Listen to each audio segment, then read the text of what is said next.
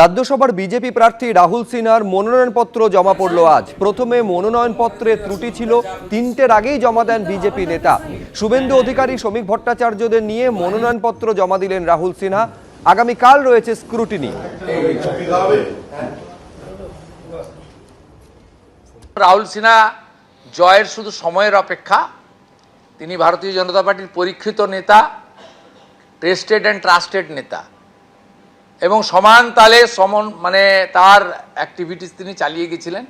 দল যোগ্য মনে করেছে, শুধু কেন্দ্রীয় নেতারা নয়, আমি শ্রমিকদা এবং আমাদের যে রাজ্য ইলেকশন কমিটি বসেছিলাম, তাতে আমরা যে 5টি নাম পাঠিয়েছিলাম, আজকে বলতে কোনো অস্বীকার করার উপায় নেই, সেখানে গুরুত্ব দিয়েই রাহুল সিনহার নামটাও পাঠানো হয়েছিল।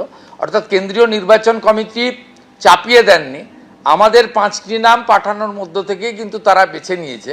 এটাই ভারতীয় জনতা পার্টির ইন্টারনাল এবং সিস্টেমিক ডেমোক্রেসির একটি বড় উদাহরণ। বৈধ ভোটারদের নাম বাদ দেওয়া হচ্ছে, এই অভিযোগে সিপিএম এর 2 জায়গায় বিক্ষোভের ছবি আপনারা দেখতে পাচ্ছেন। একদিকে ব্যারাকপুর এবং অন্যদিকে বর্ধমানের ছবি। যেটা অভিযোগ করা হচ্ছে সিপিএম এর তরফে, যে এসআইআর এর নামে যারা বৈধ ভোটার তাদের নাম পর্যন্ত কেটে দেওয়া হচ্ছে, এবং তারই প্রতিবাদে একদিকে ডেপুটেশন কর্মসূচি এবং অন্যদিকে প্রতিবাদকে কেন্দ্র করে 2 জায়গায় উত্তেজনা। উত্তর 24 পরগনার ব্যারাকপুর এবং বর্ধমানের ছবি দেখছেন।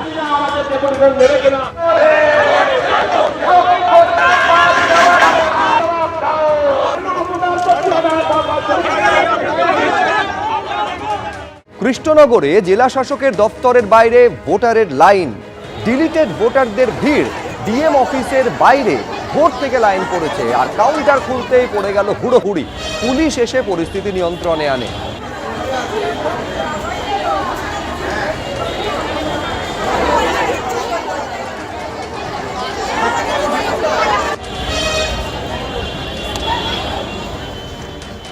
আমি আমার নাম ডিলেট হয়ে গিয়ে ভোট সেন্টারের থেকে সেই ভোটের নাম তোলার জন্য আবার জমা দিতে আসছি।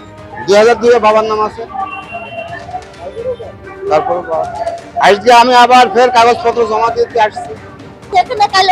আমি ঘুরি বেড়াচ্ছি, এই নামটা কাটে দিকে সে ভালো করেছে?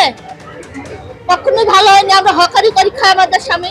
এই আসা যাওয়াতে আমার 250 টাকা খরচ কে দেয়? দিন মজুর খরচ কে দেয় আমাদের? নাম কাটলো কেন এখন তারাই জানে, আমরা তো এইসব কিছু বলতে পারবো না। আমরা তো মুখ্য সূক্ষ্ম মানুষ, কিছুই বুঝিনি।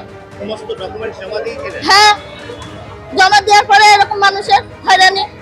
2002 সালে আমার নাম লক্ষণ ছিল, তারপরে কোর্টে রেভিডিউট করেছি, করার পরে আমি 2 নামে একই ব্যক্তি তার প্রমাণ দিয়েছি, তারপরে আমার নামটা কাটা গেছে এবং আমার মেয়ের নামটা এখন হোল্ডে আছে। তাহলে এই ভোগান্তিগুলো কারা ভুগবে? হ্যাঁ, হিয়ারিং দিয়েছিলাম হরিপুরে, তারপর আমার নামটা কেটে দিয়েছে। এই একই ছবি বারাসতেও দেখা গিয়েছে। সেখানেও জেলা শাসকের দপ্তরের সামনে দীর্ঘ লাইন, চূড়ান্ত তালিকায় নাম বাদ দিয়েছে, ডিলিটেড দেখানো হয়েছে, আর সে কারণে লম্বা লাইন ভোটারদের। 2002 এর ভোটার লিস্টে নাম থাকা সত্ত্বেও বাদ দিয়েছে নাম, এমনটা অভিযোগ করছেন ভোটাররা। ঠিক যে ছবি কৃষ্ণনগরে দেখা গেছিল, একই ছবি দেখা যাচ্ছে বারাসতে। অর্থাৎ নদিয়া থেকে শুরু করে উত্তর 24 পরগনা জেলায় জেলায় লক্ষ্য করা যাচ্ছে চূড়ান্ত ভোটার তালিকায় যাদের নাম বাদ গিয়েছে তাদের লাইন।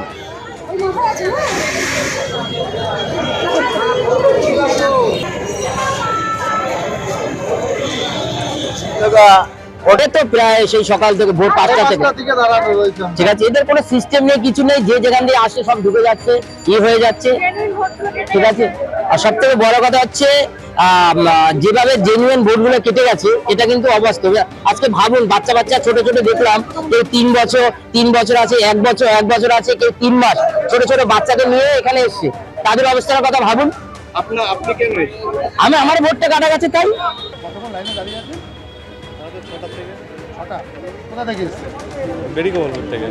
নয় সালেতে ভোট 2024 তো ভোট দিয়ে তার সত্ত্বেও নামটা যখন ডকুমেন্ট জমা দিয়েছে তখন সব রকম হ্যাঁ টোটাল সাবমিট করেছি, সব তার সত্ত্বেও নাম্বার দিয়েছে। এবিপি আনন্দ, এগিয়ে থাকে, এগিয়ে রাখে।